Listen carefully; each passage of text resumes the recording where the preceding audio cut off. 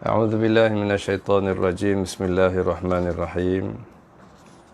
Wa bihi nasta'in ala umuri dunya waddin. Wassalatu wassalamu ala Rasulillah wa alihi wa sahbihi wa sallam. Jadi kita baca kitab ni, namanya kitab Kifayatul Muhtaj. Kitab ni kitab lama, karya Syekh Daud bin Abdullah Al-Fatani rahimahullahu ta'ala. Sangat berkat kitab ni, banyak orang baca. Sebenarnya kitab ni ialah kitab terjemahan daripada kitab Arab, ya. Kitab Arab, dia bukan karya asal Syekh Daud Al-Fatani. Kitab Arab dia namanya Qissatul Isra' wal Mi'raj. Kitab Arab ni asalnya kitab Arab yang namanya Qissatul Isra' wal Mi'raj. Pengarang dia ialah Syekh Muhammad bin Ahmad bin Ali As-Sakandari Asy-Syafi'i Najmuddin Al-Ghaiti rahimahullahu ta'ala, yang wafat pada tahun 984. Wafat pada tahun 984. Jadi ini kitab ni, risalah ni dia yang tulis. Dan risalah ni telah banyak disyarah oleh ramai para ulama yang besar-besar, ya, dan di dunia Arab maupun di dunia Melayu. Jadi salah satunya yang kita baca ialah kitab yang disyarah ni. Kitab ni syarahnya oleh Syekh Qalyubi. Dia yang angkat syarah kitab dia juga dalam bahasa Arab. Kemudian kedua-duanya kitab ini tadi, risalah Syekh Ghaiti dan juga syarah Syekh Qalyubi, telah diterjemahkan oleh Syekh Daud Al-Fatani ke bahasa Melayu. Itu cerita dia. Jadi insya-Allah hari ini hari permulaan, mungkin tak berapa sempurna, tapi kita akan cuba juga. Kalau kita tak mula, macam mana kita nak jadi elok kan, nak jadi baik, nak jadi hak terbaik. Jadi kita mula juga hari ini, walaupun mungkin ada sikit sebanyak kekurangan, kita akan mulakan juga insya-Allah. Bismillahirrahmanirrahim. Jadi sebelum kita baca kitab ni, seperti biasa, marilah sama-sama kita hadiahkan suratul Fatihah kepada penterjemah kitab ni, iaitu Syekh Daud bin Abdullah Al-Fatani, dan kepada pengarah, kepada syarih dia, iaitu Syekh Al-Qalyubi, dan juga kepada pengarang asal dia, iaitu Syekh Najmuddin Al-Ghaiti rahimahumullah. Al-Fatihah. A'udzu billahi minasyaitonir rajim. Bismillahirrahmanirrahim. Alhamdulillahi Rabbil Alamin. Ar-Rahmanir Rahim. Maliki yaumiddin. Iyyaka na'budu wa iyyaka nasta'in. Ihdinas siratal mustaqim. Siratal ladzina an'amta 'alaihim ghairil maghdubi 'alaihim waladdallin. Amin. Bismillahirrahmanirrahim. Qala al-musannif rahimahullahu ta'ala wa ghafara lahu wa nafa'ana bi'ulumihi fid darain.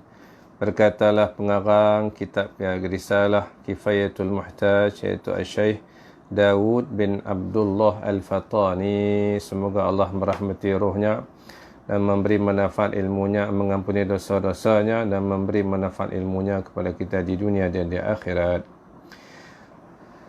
Jadi pengarang kitab ni, risalah ni, dia mulakan risalah dia dengan ayat Al-Quran. Subhanalladzi asra bi'abdih. Subhanalladzi asra bi'abdih. Maha suci dia yang telah menjalankan pada waktu malam akan hambanya. Jadi ayat ini, surah Isra, dimulakan dengan lafaz subhana, maha suci. Subhana, maha suci dia yang telah menjalankan pada waktu malam akan hambanya. Jadi Allah Subhanahu Wa Ta'ala, dia sucikan diri dia daripada segala bentuk yang apa-apa juga bentuk yang tidak layak untuk dikaitkan kepada dia. Ini dipanggil tasbih. Jadi kita pun dikehendaki oleh Allah untuk sentiasa mentasbihkan Allah, mensucikan Allah. Jadi kalimah tasbih yang kita duk sebut setiap hari itu adalah kalimah mensucikan Allah. Apa yang kita nak sucikan tu? Kita nak sucikan Allah daripada segala sifat-sifat yang tidak layak untuk dikaitkan kepada Allah. Contohnya seperti syirik. Perbuatan mensyirikkan Allah. Isyrakillah. Jadi kita maha suci Allah daripada mempunyai sekutu-sekutu. Dan maha suci Allah juga contoh yang lain daripada segala sifat-sifat kekurangan. Segala sifat-sifat kekurangan seperti jahil, seperti lemah, seperti buta dan lain-lain sifat kekurangan. Jadi mentasbihkan, mensucikan Allah ni adalah tuntutan Allah ke atas para hamba. Jadi kita sentiasa dari masa ke masa mesti mentasbihkan Allah, mentanzihkan Allah. Jadi Allah Subhanahu Wa Taala nak menunjukkan kebesaran dia dan kesucian dia, maka dia sebutlah kalimah subhan pada awal suratul Isra sebelum dia nak cerita pasal peristiwa dia menjalankan Nabi pada waktu malam. Isra'kan Nabi. Nanti kita akan syarah lagi ayat ni. Bismillah. Kemudian pengarang ini telah mulakan risalah dia dengan membaca bismillah, dengan bacaan bismillah. Bismillahirrahmanirrahim. Ku mulai kitab ini dengan nama Allah yang amat pemurah lagi amat mengasihani akan hambanya yang mukmin di dalam negeri akhirat. Jadi sebagaimana yang kita lihat di sini, bahkan juga di kitab-kitab dan risalah-risalah yang lain-lain, para ulama kita sentiasa menitik beratkan memulakan kitab mereka dan tulisan mereka dengan bismillah. Jadi hampir kesemua ulama kita, saya tak tahu kok ada ulama yang tak buat. Tetapi kalau kita tengok, yang saya tengok pun, semua penulisan kitab-kitab para ulama, mereka mulakan dengan basmalah. Bismillahirrahmanirrahim. Sebab apa? Sebab ada hadis datang daripada Nabi SAW yang menyebut bahwasanya sesuatu pekerjaan yang penting ataupun sesuatu pekerjaan yang baik tetapi tidak dimulakan dengan ucapan bismillah, maka pekerjaan itu adalah terputus daripada rahmat Allah. Terputus daripada rahmat Allah, terputus daripada keberkatan daripada Allah. Sebab puncanya tidak dimulakan dengan lafaz bismillah. Jadi sebab itu para ulama ni dia sangat mengambil berat kerana mengikut untuk mulakan bismillah, kerana mengikuti akan sunnah Nabi SAW. Apa-apa urusan kita kalau kita tak mula dengan bismillah, kita rugilah kita kan. Sebab dengan ucapan bismillah ni Allah Subhanahu Wa Taala bagi rahmat dan keberkatan kepada kerja buat kita. Kita nak minum, maka baca bismillah. Kita nak makan, baca bismillah. Kita nak keluar rumah, kita baca bismillah. Kita nak sarung baju dan seluar di badan kita, kita mulakan dengan bismillah. Kita nak tidur pun baca bismillah. Dan bismillah ni mempunyai kelebihan yang sangat-sangat banyak. Sangat-sangat banyak. Di antara kelebihan bismillah yang disebutkan dalam hasyiah kitab ini, hasyiah risalah ini, saya bacakan sedikit.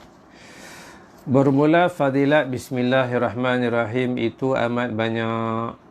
Sabda Nabi SAW, barang siapa membaca bismillahirrahmanirrahim, maka disuratkan Allah makna ditulis oleh Allah baginya dengan tiap-tiap huruf 4,000 kebajikan, dan dihapuskan daripadanya 4,000 kejahatan, dan diangkatkan baginya 4,000 darajat. Riwayat daripada Ibnu Mas'ud radhiyallahu ta'ala anhu. Dan tersebut di dalam cerita pula bahawasanya ada dikatakan dalam sebuah hadis, barang siapa membaca Bismillahirrahmanirrahim, berkatalah malaikat, labbaik wa sa'daik wal khair kulluhu ladaik. Malaikat jawab, mana kata barang siapa yang baca Bismillahirrahmanirrahim dengan ikhlas, dengan mengharapkan rahmat Allah dan kebaikan datang daripada Allah melalui bismillah, dia baca, maka malaikat yang dengar akan jawab, labbaik wa sa'daik wal khairu kulluhu ladaik. Malaikat kata ya. Jadi seolah-olah malaikat ni menjawab bagi pihak Allah. Ya, kami dengar. Kami ada di sini, kami dengar. Wa sa'daik, dan semoga engkau beroleh kebahagiaan ke atas engkau. Wal khairu kulluhu ladaik, dan semoga segala bentuk kebaikan akan ada di sisi engkau. Ini doa malaikat. Bila kata Bismillahirrahmanirrahim, malaikat yang dengar tu dia doa. Jadi tidak sia-sia kan bacaan Bismillahirrahmanirrahim ini, dia tidak sia-sia, dia mengandungi fadilat yang banyak. Bahkan malaikat mendoakan, kita dapat berkat doa malaikat. Labbaik wa sa'daik wal khairu kulluhu ladaik. Semoga engkau beroleh kebaikan yang sepenuhnya. Begitu. Kemudian barang siapa yang didoakan baginya malaikat, maka diampun Allah baginya akan dosa-dosanya. Dan cerita daripada khabar, maksudnya ada hadis yang lain menyebut bapa membaca Bismillahirrahmanirrahim 41 kali, 40 asa, 41. Kemudian dihadiahkan bagi empunyanya dan berkata ia, mempunyanya tubuh, dan berkata ia, hai ahlu taubah, aku di dalam peliharaan kamu. Nescaya sentosa ia daripada tiap-tiap kejahatan, dan adalah ia terpelihara daripada mara bahaya. Ini satu lagi kaifiat membaca Bismillah 41 kali. Dalam riwayat ini menyebut, barang siapa yang membaca Bismillahirrahmanirrahim 41 kali, kemudian dia niat untuk hadiahkan bacaan itu kepada tubuh badan dia, kepada diri dia sendirilah. Dan dia berdoa, dia kata, hai ahlu taubah, aku di dalam peliharaan kamu. Ahlu taubah ni mana Allah lah. Wahai orang yang menerima taubat, begitu kan. Ahlu taubah ataupun ahlun naubah. Wahai dia yang menerima taubat, yang sangat menerima taubat. Aku berada di dalam peliharaanmu. Maknanya engkau peliharalah aku. Begitu. Baca tu. Ya ahlu taubah, ya ahla taubah, aku berada dalam peliharaanmu. Baca Fatihah 41, lepas tu niat dalam hati, ya Allah, wahai penerima taubat, engkau peliharalah aku. Baca 41 dan baca doa tu, wirid tu. Ya ahla taubah, aku di dalam peliharaan kamu. Maka nescaya akan selamat dia daripada tiap-tiap kejahatan, apa juga keburukan. Dan dia akan terpelihara daripada mara bahaya. Itu kelebihan baca Bismillahirrahmanirrahim 41 kali. Dan pengarang kitab ni dia mulakan dengan B, Bismillah. Daripada Bismillahirrahmanirrahim ni ada lafaz ba, kan, ada B. B itu makna apa? Makna dengan. Sebagaimana kita maklum makna dengan. Jadi maksudnya sebelum ba tu dia ada ayat lagi yang kita takdir ataupun yang kita anggap ada. Apa ayat dia? Ayat dia begini. aku mulai risalah aku ini dengan nama Allah. Sebagaimana yang kita lihat terjemahan di sini. Sebelum ba tu ada aku mulai. Abtadi'u risalati bismillah. Abtadi'u risalati bismillah. Aku mulakan penulisan risalahku ini dengan nama Allah. Dan begitu jugalah masa kita makan. Masa kita nak suap makanan, masuk dalam mulut, kita baca bismillah. Sebenarnya pada hakikatnya, sebelum bismillah tu ada satu ayat yang takdir. Iaitu, aku mulakan makanku dengan bismillah. Abtadi'u akli. Ataupun akaltu bismillah. Akulu bismillah.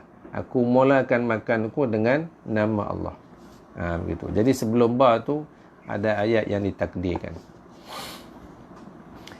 Jadi lafaz bismillah ni dia dengan nama Allah.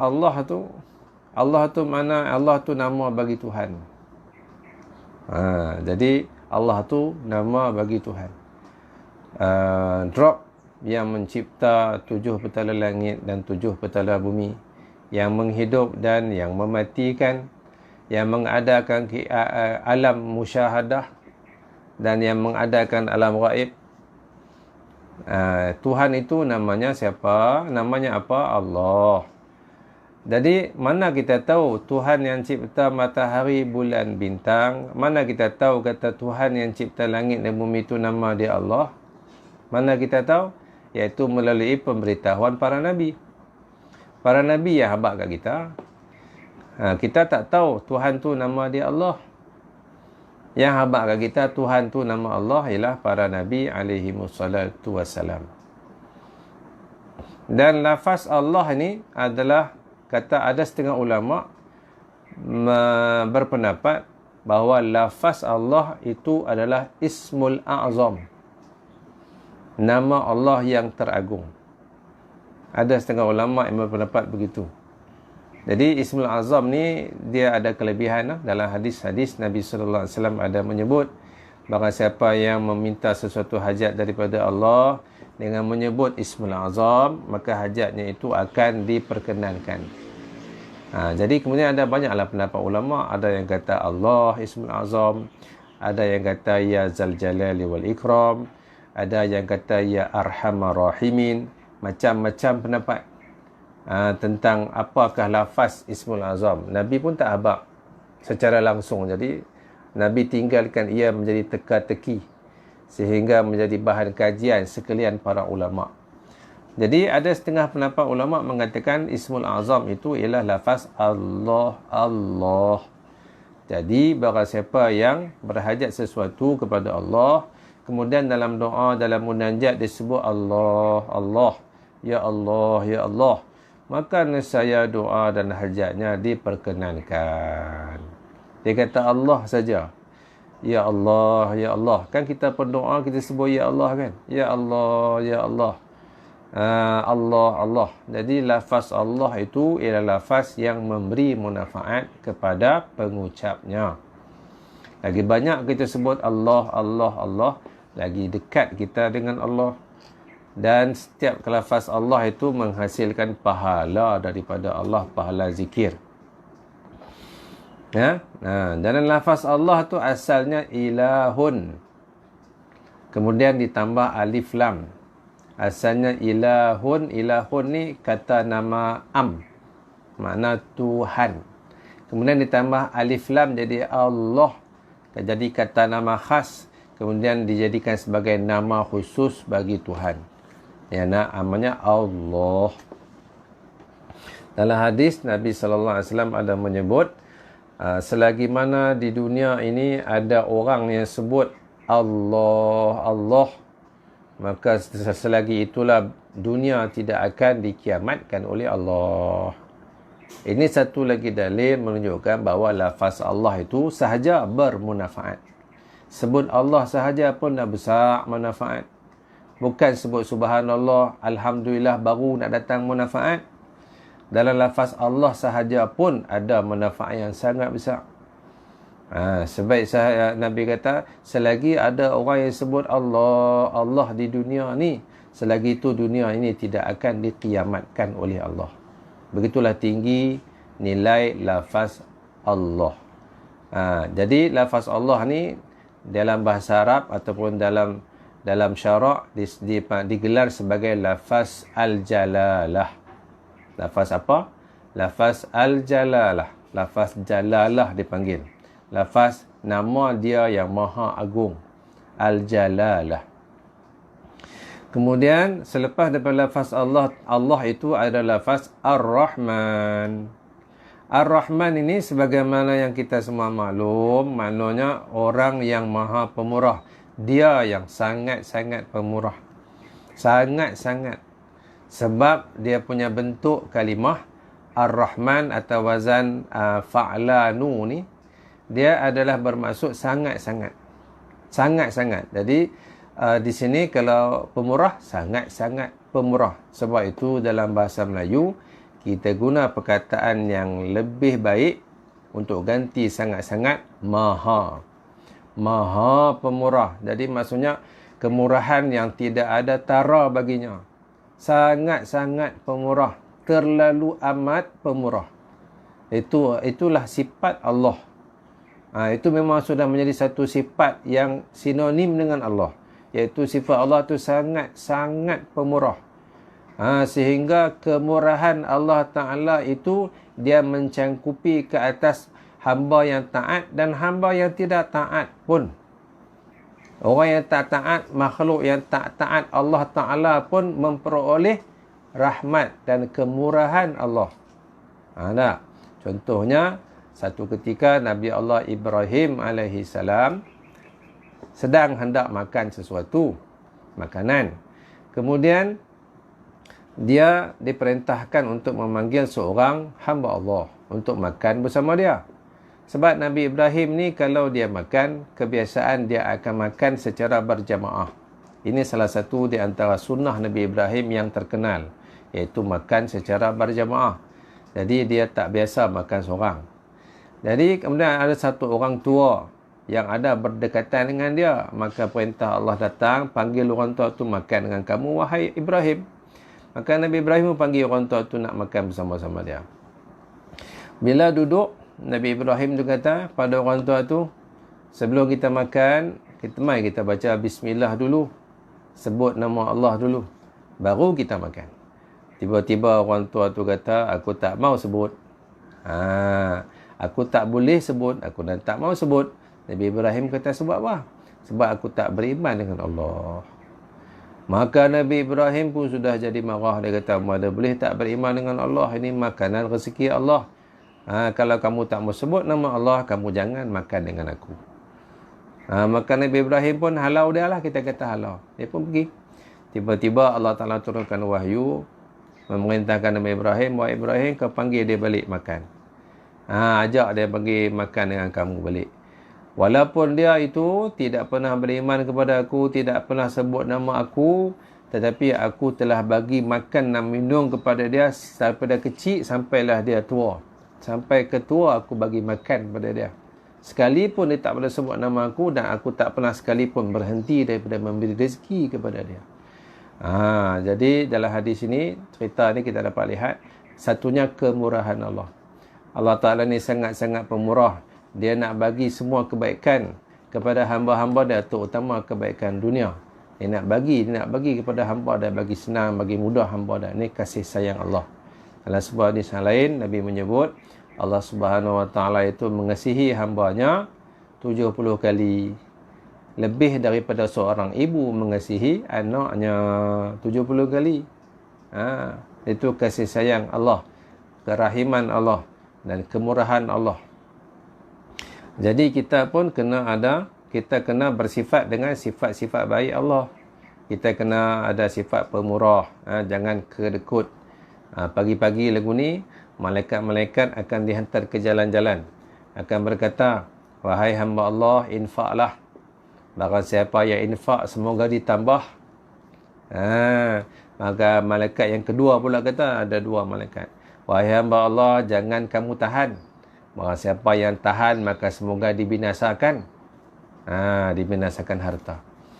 Jadi orang yang kedekut, rezeki dia mahal. Orang yang pemurah, rezeki dia murah.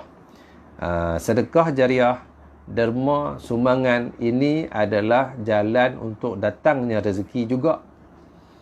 Ya, orang tak faham. Orang ingat nak datang rezeki kena keluar rumah pagi-pagi, naik motor, naik kereta, pergi tempat kerja nak cari rezeki. Sebenarnya melalui sedekah, melalui sumbangan, melalui wakaf, melalui hibah juga rezeki datang. Bukan dengan kerja saja pintu rezeki. Pintu rezeki juga ada dalam memberi ke jalan Allah. Itu juga adalah pintu bagi datangnya rezeki. Okey.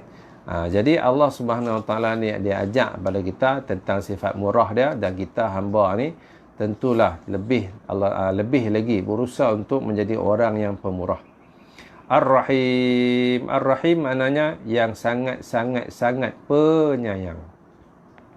Sangat penyayang. Allah Ta'ala ni sangat mengasihani hamba. Macam saya sebut hadis tadi, Allah mengasihani hambanya 70 kali lebih daripada seorang ibu mengasihani akan anaknya. Jadi setengah ulama mereka berpendapat bahawa kasih ini, perasaan kasih sayang Allah Ta'ala ini teruntuk kepada orang mukmin sahaja, bukan orang kafir. Adapun rahman, kemurahan Allah itu dia umum kepada orang mukmin dan orang kafir juga. Semua makhluk berkongsi akan kemurahan Allah, tetapi bukan semua makhluk dapat berkongsi akan kasih sayang Allah. Jadi sifat kasih sayang Allah ini adalah khusus bagi orang yang beriman kepada Allah sahaja, exclusively. Orang tak beriman, mereka tak dapat kasih sayang Allah. Jadi itulah kita kena usaha untuk sentiasa menghargai Allah, karena Allah Ta'ala itu maha mengasihani. Jadi kita kena sentiasa mentaati Allah sebagai membalas kasih sayang dan kemurahan Allah kepada kita. Jangan sekali-kali kita buat malas, kita ikut kehendak nafsu kita sepanjang hayat, kan? Kita sentiasa kena berusaha untuk taubah, untuk naubah kembali kepada Allah. Agak-agak jauh kita lari dah daripada Allah kerana ikut hawa nafsu kita, balik pada Allah. Supaya kita kenang kasih sayang Allah pada kita yang tak pernah padam. Kasih sayang Allah pada kita yang tak pernah luntur.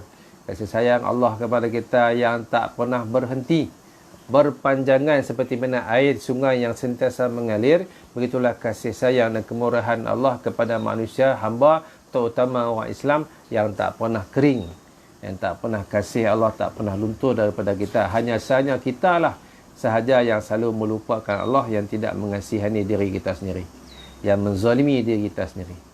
Okey, baik.